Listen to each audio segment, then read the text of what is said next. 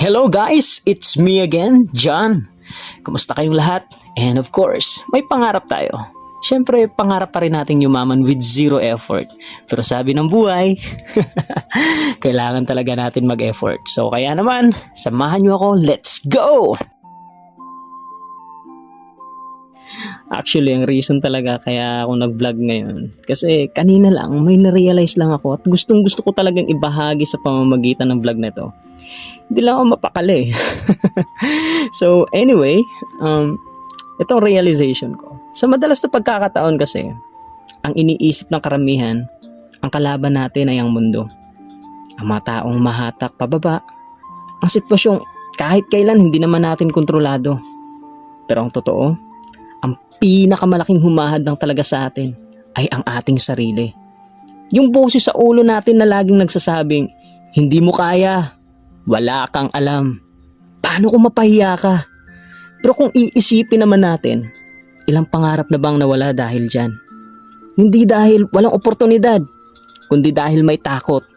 Takot na magkamali, takot na pagtawanan, takot na hindi sapat ang galing, at takot na husgahan. Pero kaibigan, gusto kong ibahagi sa iyo ngayon, ang takot ay hindi natin kaaway o kalaban. Kung may iniisip man tayong hindi natin kayang gawin sa ngayon, para sa akin marahil bunga lamang yan ng samot-saring negatibong napagdaanan natin sa buhay. Namulat lang kasi tayo sa maling pagkakakilanlan natin sa ating mga sarili, na siya namang ginawa nating realidad sa mga buhay natin ngayon.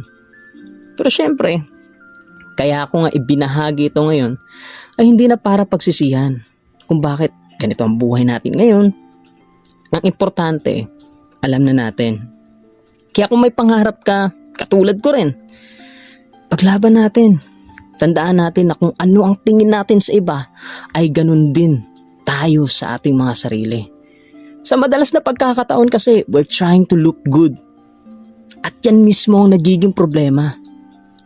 Kaya hindi tayo makausad kaagad Hindi tayo makapagsimula kaagad. Or worse, baka hindi talaga natin masimulan. At yun ang pinakamasakit. At ayaw natin mangyari yun, syempre. Basta't kung may pangarap, maniwala lang while taking actions. Importante yun Kasi sa madalas na pagkakataon, ang ipinaglalaban natin ay hindi yung gusto natin, kundi yung pinaniniwalaan natin. Isipin na lang natin na every time na may pagdududa, pag-aalinlangan, at takot na nararamdaman, ay sinyalis yan na merong mahalaga sa harapan natin, na may isang bagay na importante at magpapabago sa buhay mo.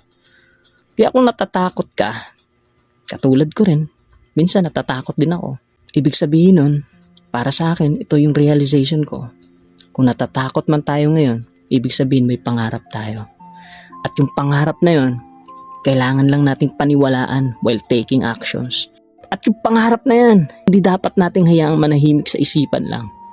Maksyon tayo. Kahit nanginginig, kahit nagdududa. Dahil ang tunay na nagtatagumpay, sabi nga ng mga taong malayo na, ay nangyayari lamang ito dun sa mga taong naniniwala at sumusubok lagi. At ngayong araw na to, simulan natin.